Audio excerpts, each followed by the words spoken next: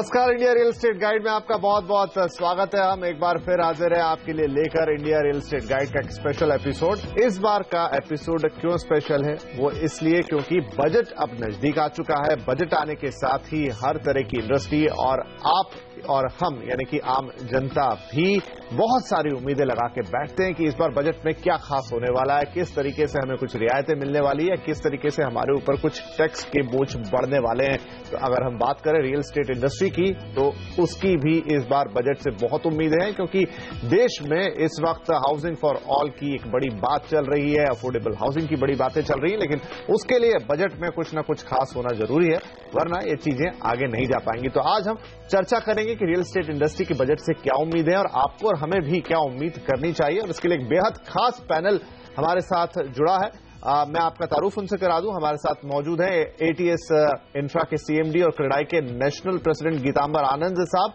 साथ ही दिल्ली से हमारे साथ जुड़ेंगे नवीन रहेजा साहब, जो कि रहेजा डेवलपर्स के सीएमडी हैं। मुंबई से हमारे साथ शामिल होंगे हीरानंदानी ग्रुप के चेयरमैन निरंजन हीरानंदानी, और हमारे साथ बंगलुरु से जुड़ रहे हैं शोभा लिमिटेड के वाइस चेयरमैन और मैनेजिंग डायरेक्टर जेसी शर्मा साहब, जिन्हें हम डेवलपर इकोनॉमिस्ट भी बोलते हैं, अच्छी पकड़ रखते हैं इकोनॉमिक्स पर अपनी।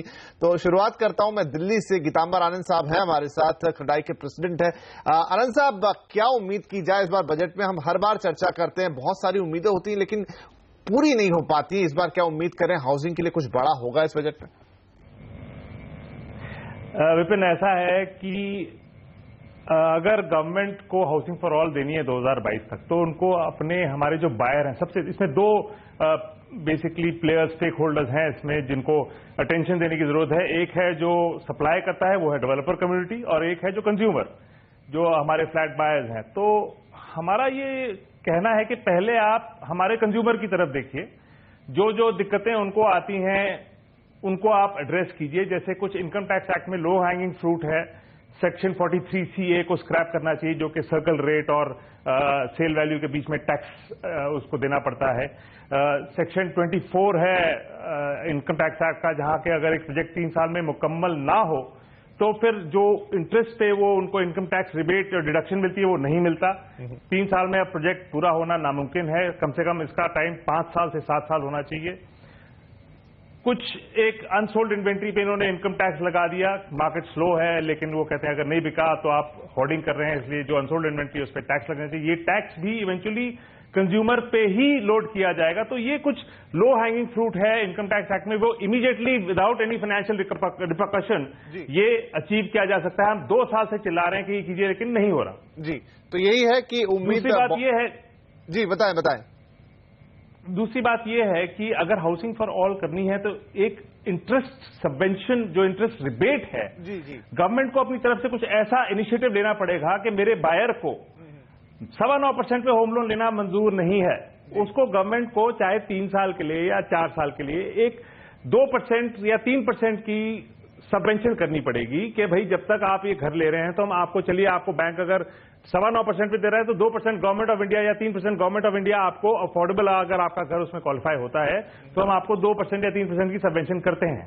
आज की डेट में ये प्रावधान है, लेकिन अगर आपका मकान 15 लाख या 15 लाख से नीचे का है तो क्यों ऐसा हो? अब 15 लाख या 15 लाख से नीचे का मकान ढूंढे जाके, तब जाके ये अवेल करें। मैं कहता हूं कोई भी मकान ले, कहीं भी मकान ले, किसी भी बजट का मकान ले, गवर्नमेंट ऑफ इंडिया को अगर हाउसिंग फॉर ऑल अचीव करनी है तो उनको अपनी तरफ से ये पहल करनी पड़ेगी। 3 साल के लिए या 4 साल के लिए कस्टमर को 2 या 3% की इंटरेस्ट सबवेंशन देनी पड़ेगी। बिल्कुल। इससे क्या होगा कि इससे क्या होगा कि हमारी हर सेल प्राइस में 30% जो है कंटेंट, वो डायरेक्ट और इनडायरेक्ट टैक्सेस है। जैसे ही आपने देखा कि ये मार्केट चली तो जो भी रेवेन्यू आया होम लोन से, 3% गवर्नमेंट ऑफ इंडिया ने, एक एग्जांपल देता हूं, सपोज 1 लाख करोड़ का होम लोन का बिजनेस हुआ, तो अगर 3% की इंटरेस्ट सबवेंशन 3 साल के लिए देते हैं तो 3000 crore per year into 3, 9000 crore का गवर्नमेंट को आउट ऑफ पॉकेट एक्सपेंस है।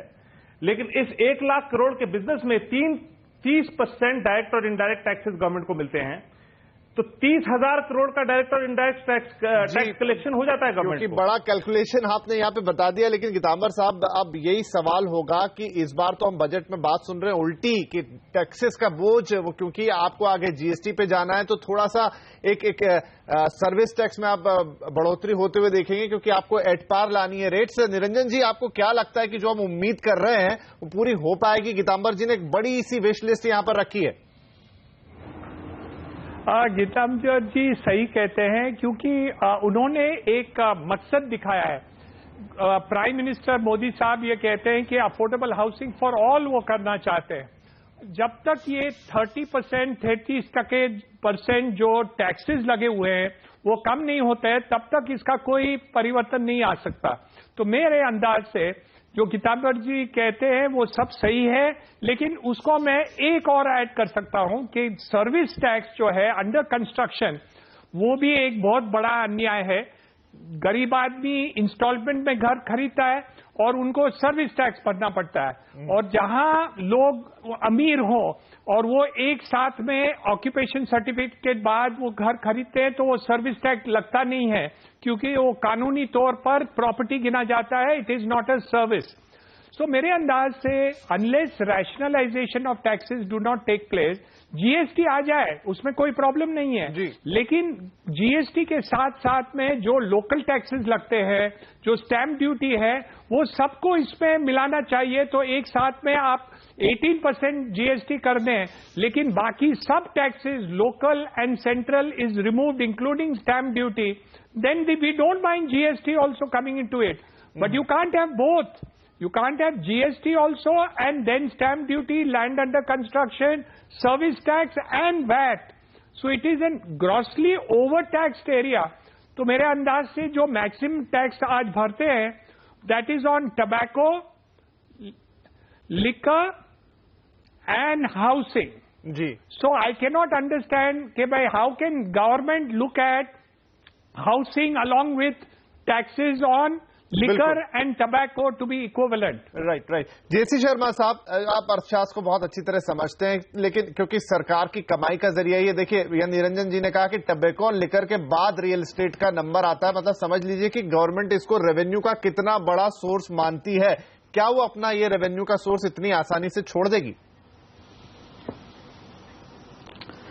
देखिए, ये तो कोई ज्यादा नुकसान होएगा उनको, हमें नहीं लगता।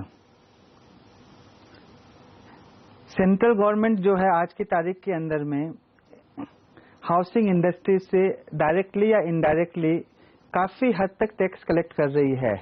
जैसे कि हिरंदानी साहब ने बताया, जैसे कि गीतांबर आनंद साहब ने बताया, 30-35% तो आज टैक्सेस सरकार के पास में जा रहे हैं। और हम लोगों ने अभी तक जो भी डिमांड रखी है, हमने तो उस तरह की डिमांड रखी है जिसके अंदर में किसी भी तरीके से हमारे कंज्यूमर्स को कुछ बेनिफिट मिले, ताकि उससे डिमांड रिवाइव होवे, सरकार का टैक्स बेस बढ़े, उस वॉल्यूम से उनका जो ओवरऑल टैक्स जो रेवेन्यू है इन एब्सोल्यूट टर्म्स वो बढ़ता जावे। कस्टमर्स के लिए जो cost of having a home ये कम होता जावे, और डेवलपर्स जिसके पास में आज कॉम्पिटेंसी है, टेक्नोलॉजी है, कैपेबिलिटीज है, वो आज भारत की जो है हाउसिंग फॉर ऑल या अफोर्डेबल हाउसिंग की जो डिमांड है उसको फुलफिल करने के अंदर में अपना योगदान दे सके। ये सारी चीजें जो है एक ही बात एक ही भाषा में हम कहने की चेष्टा कर रहे हैं, और हमारा विश्वास है कि अब समय आ गया है, इससे अच्छा मौका इस सरकार को दोबारा नहीं मिलेगा जब वो हाउसिंग को एक कैटलिस्ट बनाकर टैक्सेज को रेशनलाइज करके जीएसटी में एक रेट डाल के service tax, VAT, stamp duty सबको मिलाकर किसी भी तरीके से जो है डेवलपर को तो बेनिफिट देनी पड़ेगी इस रूप में, और कस्टमर्स को इंटरेस्ट के रूप में बेनिफिट देनी पड़ेगी, तभी जाके हमारे देश की जीडीपी जो है 8 से बढ़ के 10% तक हो सकती है। जी, नवीन रहेजा साहब, आपने अभी तक के हमारे तीनों वक्ताओं की बात सुनी। मैं यही बात कह रहा हूं कि सरकार के सामने थोड़ी सी इस बार फिस्कल डेफिसिट की एक बहुत बड़ी चिंता कह लीजिए या उनकी प्राथमिकता कह लीजिए, वो है टैक्सेस उनको चाहिए ही चाहिए, और दूसरी तरफ ये भी है कि हाउसिंग फॉर ऑल करना। अब ये बैलेंस क्या वित्त मंत्री इस बार बिठा पाएंगे? देखिए, ये तो डिपेंड करता है कि आप किस एंगल से सोचते हैं। अगर आप शॉर्ट टर्म सोचते हैं और अपने पुराने दायरे के अंदर ही हर किसी डिपार्टमेंट की बात को सुन के सोचते हैं, तो आप इस विशेष साइकिल से इकोनॉमी को नहीं निकाल पाएंगे। क्योंकि अगर आप वर्ल्ड की सारी इकोनॉमीज को स्टडी करें, जब भी किसी कंट्री में अगर सडन ग्रोथ अपसर्ज आया है तो वो रियल एस्टेट के साथ ही आता है। मैं कई एक्सपर्ट से ग्लोबली बात करता हूं, और जो इकोनॉमीज को अगर आप अंडरस्टैंड करें, उनके मॉडल्स को स्टडी करें, चाहे यूरोप में इकोनॉमिक रिवाइवल जब आया तब भी वो रियल एस्टेट के रिवाइवल के साथ ही आया। अगर आप अपने ही देश में देखें, इससे पहले जो रियल एस्टेट जो पूरा इकोनॉमिक रिवाइवल कंट्री में आया वो वाजपेयी साहब के टाइम के ऊपर स्टार्ट हुआ, जब आपने इंटरेस्ट रेट्स को 7% तक आप ले आए थे। और उस टाइम के ऊपर आपने देखा कि कैसे रियल एस्टेट जो है वो एकदम बढ़ा और उसके साथ पूरी इकोनॉमी बूम करी।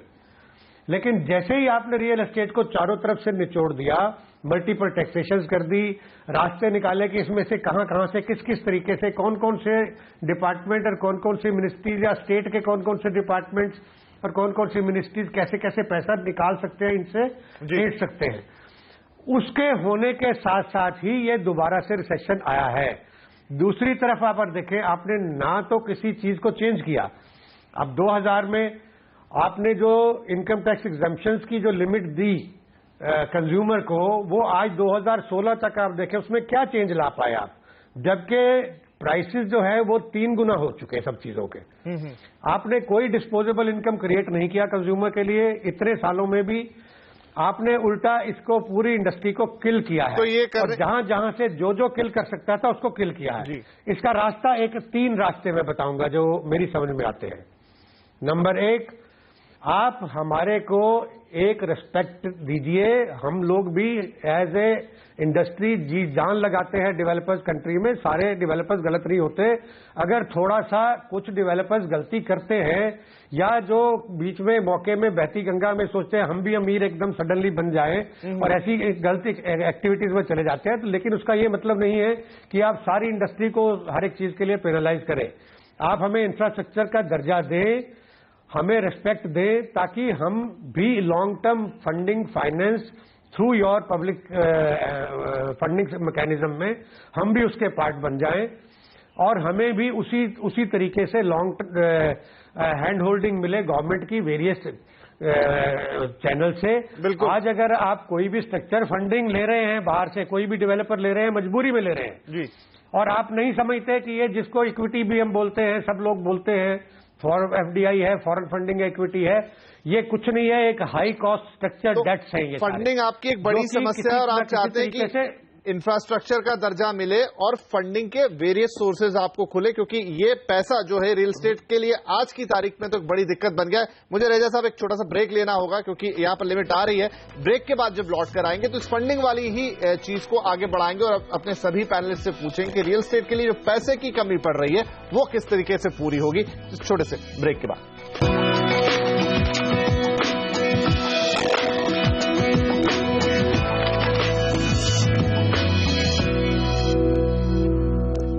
Welcome back. आप देख रहे हैं India real estate guide special. बात हो रही है आने वाले बजट की, रियल एस्टेट इंडस्ट्री की उम्मीदों की, और 4 बड़े रियल एस्टेट डेवलपर, दिग्गज डेवलपर्स हमारे इस साथ इस वक्त मौजूद हैं। तो ब्रेक से पहले यहां पर बात हो रही थी कि किस तरीके से फंडिंग, क्योंकि एक बहुत बड़ा बॉटलनेक की तरह है इस समय रियल एस्टेट इंडस्ट्री को पैसे की वाकई कमी हो चली है। गीतांबर साहब, एक उदाहरण मैं लूं कि पिछले बजट में रीट्स का अनाउंसमेंट किया गया था, लेकिन 1 साल होने आ गया, अगला बजट आ गया, एक भी सिंगल रीट इस देश में अभी तक रजिस्टर नहीं हुई है। आपको लगता है कि सरकार के प्रयास हैं आप लोगों को लिक्विडिटी देने के और नाकाफी हैं या फिर क्लैरिटी की कमी है? देखिए, आपने खुद ही इतनी बड़ी बात सामने रख दी कि 1 साल हो गया और ये अभी सक्सेसफुल नहीं हुआ रीट। क्यों नहीं हुआ? क्योंकि इसमें भी एफिशिएंसी नहीं है, टैक्स एफिशिएंसीज नहीं है, बिल्ड इन हुई हैं ताकि रीट एक्चुअली एक रियलिटी बन सके। ये बात नहीं है, बात यह है कि फंडिंग की बात हो रही है। इंफ्रास्ट्रक्चर स्टेटस हम क्यों मांगते हैं? इसलिए मांगते हैं क्योंकि उससे हमारी जो रिस्क वेटेज बैंक्स को होती है, जिसकी प्रोविजनिंग करनी पड़ती है, सपोज हमें 1 करोड़ रुपए दें तो उनको उससे 1.5 या 1.25 गुना प्रोविजनिंग करनी पड़ती है। इंफ्रास्ट्रक्चर स्टेटस मिलने से हमारी रिस्क वेटेज ऑटोमेटिकली कम हो जाएगी। कम हो जाएगी तो हमारे को जो इंटरेस्ट रेट लगाएगा बैंक, फॉर वर्किंग कैपिटल, वो हमको कम इंटरेस्ट रेट लगेगा, हमारी फंड्स की कॉस्ट कम हो जाएगी। ये नहीं है कि पैसा नहीं है मार्केट में, बहुत पैसा है, खूब पैसा है, लेकिन रियल एस्टेट को एक बहुत ही रिस्की, बहुत ही डेंजरस इंडस्ट्री माना जाता है, जो कि गलत है। ये परसेप्शन गलत है। जो एसेट क्लास हम देते हैं अपने एज अ सिक्योरिटी लोन लेने के time, one of the best asset class है एकदम।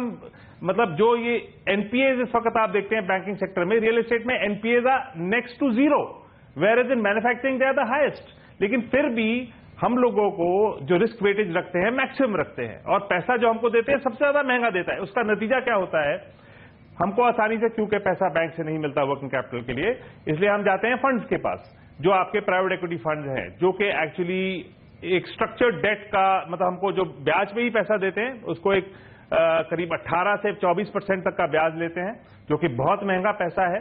जमीन खरीदने के लिए यहीं से पैसा ले सकता है एक डेवलपर। ये सब बदलना होगा आपको। जब तक आपकी रॉ मटेरियल, हमारी रॉ मटेरियल है जमीन, जब तक जमीन लेने का साधन हमें नहीं दिया जाएगा, जब तक जमीन लेने का पैसा सस्ता नहीं किया जाएगा, और उसको आप स्ट्रिक्टली कर सकते हैं मॉनिटर, ताकि उसको उस पैसे को मिसयूज ना किया जाए, जब तक ये सस्ता नहीं होगा, आपका रियल एस्टेट का बेसिक रॉ मटेरियल सस्ता नहीं होगा, तो आपकी रियल एस्टेट भी सस्ती नहीं होगी।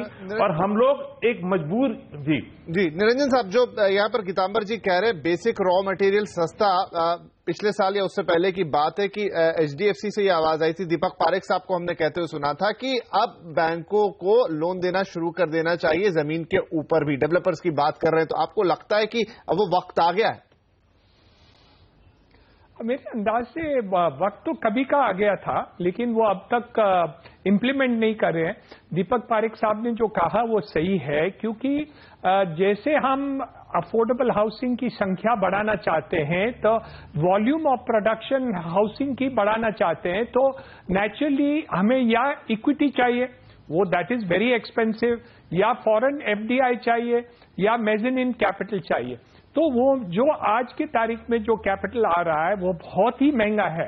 तो इसलिए हमें जब तक डेट जमीनों पर नहीं लगे तब तक हम ये कॉस्ट ऑफ फंडिंग भी कम नहीं कर सकते। तो तीन बात है, एक तो जमीनों के भाव बढ़ गए, दूसरा कि जो टैक्सेस हैं वो उसके ऊपर बढ़ गए, और तीसरी बात यह है कि हमें जमीनों के ऊपर फंडिंग नहीं मिलती।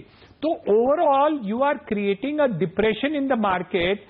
Though there is a demand for the material, there is a depression in the market by artificial means which is done by the government. तो मेरे अंदाज से गीतांबर आनंद जी जो बोल रहे हैं, हमें आरबीआई को रिक्वेस्ट करना है कि आप जमीनों के ऊपर कुछ संख्या पर एटलीस्ट इन द क्षेत्र ऑफ अफोर्डेबल हाउसिंग हमें फंडिंग करना चाहिए।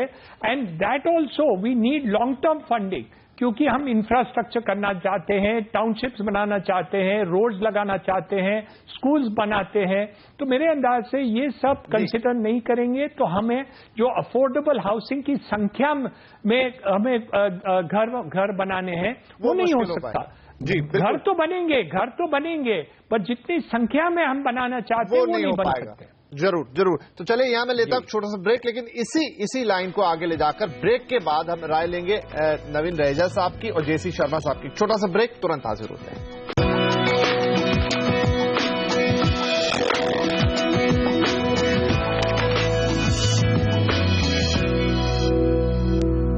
Welcome back. आप देख रहे हैं India real estate guide special, जहां पर बात हो रही है आने वाले बजट की और उसमें रियल एस्टेट इंडस्ट्री की बजट से उम्मीदों की। हमारा प्रबुद्ध पैनल हमारे साथ बना हुआ, और यहां पर मैं बातचीत आगे बढ़ाऊं उससे पहले दर्शकों को बता दूं कि ये सभी इंडस्ट्री लीडर्स हमारे साथ अगले हफ्ते भी लगातार बने रहेंगे, और क्या है इंडस्ट्री की मांगे, क्या उम्मीद की जा रही है, इस पर हमारी चर्चा जारी रहेगी। तो जेसी शर्मा साहब, ब्रेक से पहले हमने कहा था आपकी राय लेते हैं, ये बताएं कि फंडिंग को लेकर, क्योंकि एक बड़ी समस्या है, दोनों गीतांबर आनंद साहब ने अपनी बात रखी और लैंड को लेकर यहां पर निरंजन जी ने अपनी बात रखी। आपको कैसा लगता है ऑप्टिमाइजेशन कैसे होगा, क्योंकि एक बहुत बड़ी दिक्कत है?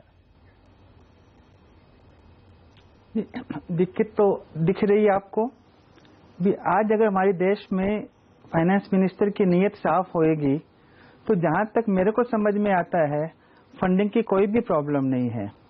हमारे देश की क्रेडिबिलिटी है कि आज बुलेट ट्रेन के लिए हमको 80 से 90 हजार करोड़ रुपया मिल सकता है, मेट्रो रेल के लिए हमें पैसा मिल सकता है, NHAI के लिए हमें पैसा मिल सकता है। और अगर ये सब अगर हमारे देश में प्रायोरिटी है तो जो है हाउसिंग फॉर ऑल के लिए फंडिंग क्यों नहीं प्रायोरिटी बन सकती है। और इसमें तो कोई नुकसान सरकार को तनिक भी नहीं होता। छोटी छोटी चीजें हैं। अगर इस देश से जो वेल्थ टैक्स अबॉलिश होता है और उससे कोई भी तरीके का फाइनेंशियल फिस्कल प्रेशर सरकार पे नहीं आता है, तो एक ऐसी इंडस्ट्री जिसको किसी भी तरह का एग्जम्पशन नहीं है, और जब लोग बात कहते हैं कि कॉर्पोरेट टैक्स के अंदर में हजारों करोड़ रुपया सरकार कॉर्पोरेट्स को some kind of a benefit देती है, हमारी इंडस्ट्री उससे तनिक भी लाभान्वित नहीं है। ऑन टॉप ऑफ दिस सबसे अधिक टैक्स देती है डायरेक्टली और इनडायरेक्टली। वो अगर डिमांड करे कि अपने घर खरीदने के लिए जमीन की जो जरूरत है उनको आप अगर लो कॉस्ट के अंदर में फंड कर सके, लॉन्गर पीरियड के लिए कर सके, तो उससे तो उनका ही लाभ है। हमारा क्या लाभ है उसके अंदर में? हम तो अधिक घर बनाएंगे, सरकार को अधिक टैक्स देंगे जी। तो मेरा तो मानना है कि एक स्वर्णिम मौका है इस देश के लिए कि इस बजट के अंदर में हाउसिंग के लिए जो भी सरकार करना चाहे, हाँ कंक्रीट यही है कि वो इंटरेस्ट कॉस्ट जो है डेवलपर के लिए रिस्क वेटेज घटाकर बिल्कुल लॉन्ग टर्म जमीन के अगेंस्ट में देना शुरू करें। बिल्कुल। तो चलिए, ये एक बहुत बड़ा पॉइंट यहाँ पर आता हुआ, चूंकि आज के लिए वक्त खत्म हो रहा है तो हमें यही खत्म करना पड़ेगा, लेकिन अगले हफ्ते ये चर्चा जारी रहेगी और हमारे चारों मेहमान हमारे साथ बने रहेंगे कि अफोर्डेबल हाउसिंग जो सबसे बड़ा बज़वर्ड है, 2 साल हो गए सरकार बात कर रही, लेकिन अब हम देखें कि वाकई में उसमें कुछ हो और किस तरीके से मिलकर आगे बढ़े। चर्चा जारी रहेगी अगले हफ्ते भी। नमस्कार।